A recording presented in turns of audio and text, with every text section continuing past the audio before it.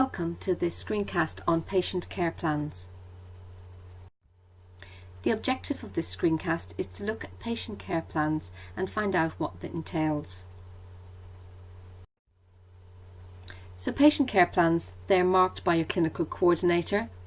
It is a good idea to do a draft first and so that you can discuss this with them before you do your final piece of work. Remember, a care plan is supposed to be concise. It is a ward snapshot. The forms were originally intended to be used on the ward and filled in using references that you use on a daily basis, such example as your SPC or BNF. We're not looking for primary references. We do want you to look at a holistic approach, so look at the patient and the overall care of the patient, whilst identifying pharmaceutical issues and prioritising these. We want you to prioritise the 4 most important issues that a patient has. However, what order you put them in the form does not matter. We want you to define treatment outcome, demonstrate improved patient outcomes, and produce a monitoring plan. Do remember that the 4 issues in the table have got a word count of between 1,000 to 1,200. This is clearly documented on the actual form. So what resources have you got for your care plan? Well, you've got your clinical coordinator, who's usually an experienced pharmacist, who you can take a draft to discuss with first of all. And they also have got some examples that you can go through together.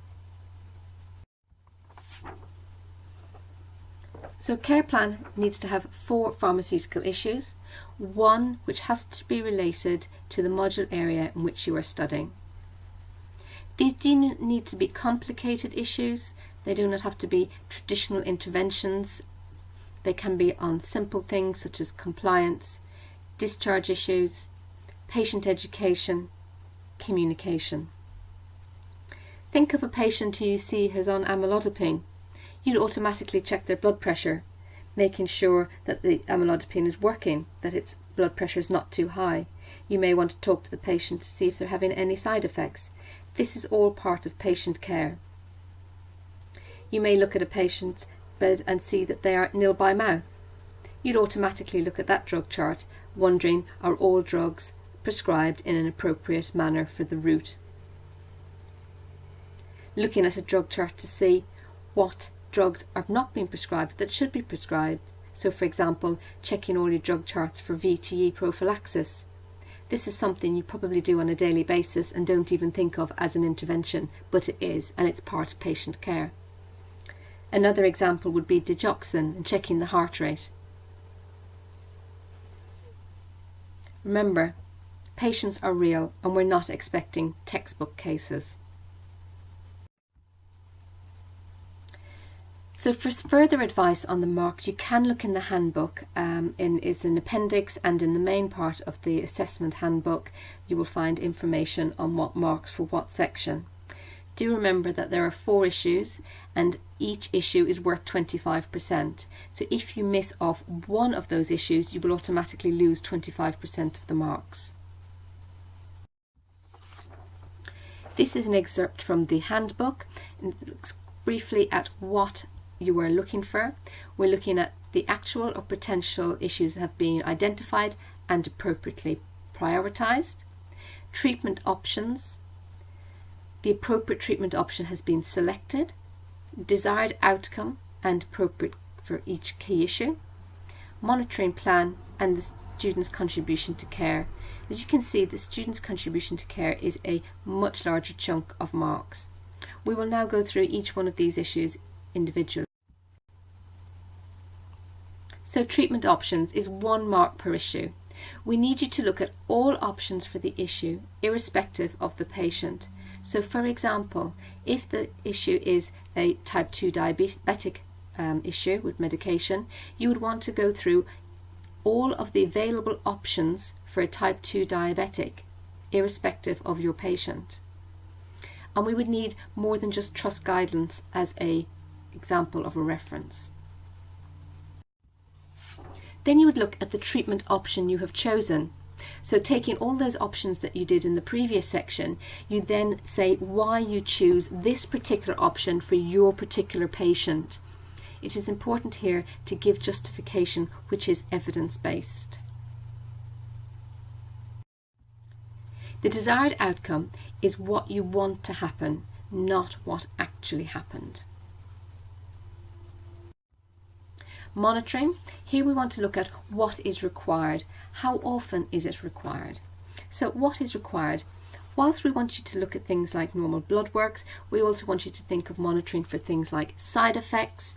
Consider also tolerability, clinical effectiveness. How often do you want to monitor it? So for example, with your blood pressure, are you going to monitor it 4 hourly, daily? Do you want to have something in the discharge letter for information for the GP on how often he should monitor it? Are there some specifics? So for example, again with blood pressure, do you need to mention that you want it lying and standing? Student contribution. Here we need to know what you have done. Consider who you spoke to, the time frame it was done in, what you actually did. If you don't write down what you did, we can't tell what you've done. So risk of harm. With drug interactions, not only do you need to say that there is a drug interaction, but you also need to say how it would be managed. So for example, with clarithromycin and simvastatin, you can state that this is the interaction, but it's important to say how you would manage it. You could either change the antibiotic or hold the statin. With doses, need to make sure that for this particular patient they're not being under or overdosed, that the dose is appropriate for their renal function, and that frequency of administration is given. So it's not sufficient to say you're going to put them on a particular drug, but we also need to know how often. Drug allergies, contraindicated drugs.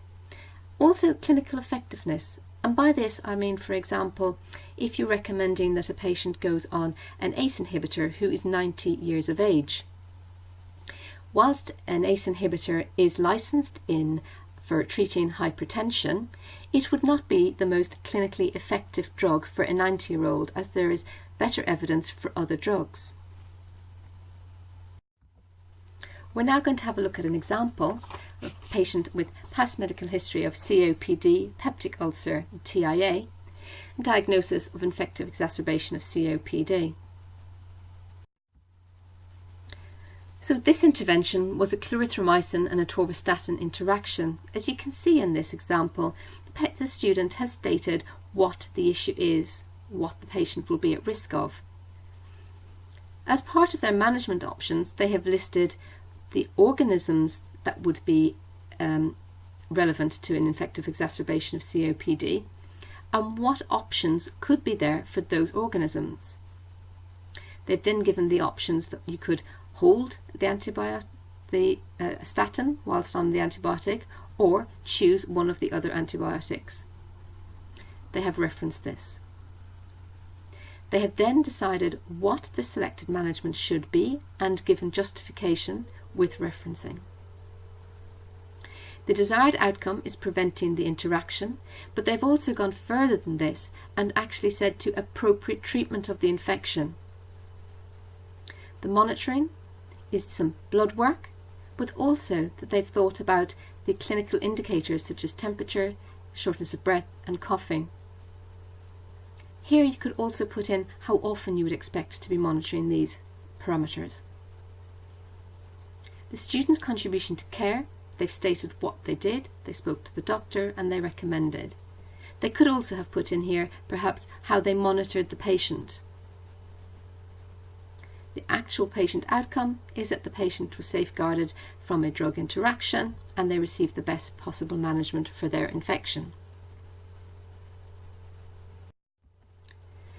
The next example is something that possibly you do on a daily basis and don't even think of it as an intervention. It's an ipratropium inhaler and a nebulizer prescribed together, as well as in this case, patient being on both an ipratropium and tiotropium in the community. They've chosen the various management options and they've gone through each one, including actually speaking to the patient. They have referenced the selected management option that they have chosen. The desired outcome is to prevent further antimuscarinic side effects and medicines optimization. With the monitoring, not only are they considered side effects but also technique.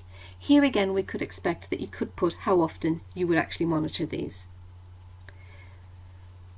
The student's contribution to care is comprehensive. They've said what they did with the doctor, how they spoke to the nurses, how they engaged with the patient, and how they assessed for side effects.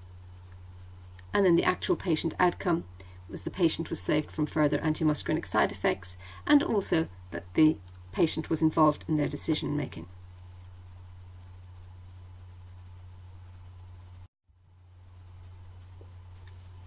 So in conclusion, the patient care plan is a ward snapshot. It's not a big beast of a thing. It's something to be done with a form on the ward. Make sure you do 4 issues so that you don't lose out any marks. Thank you for listening.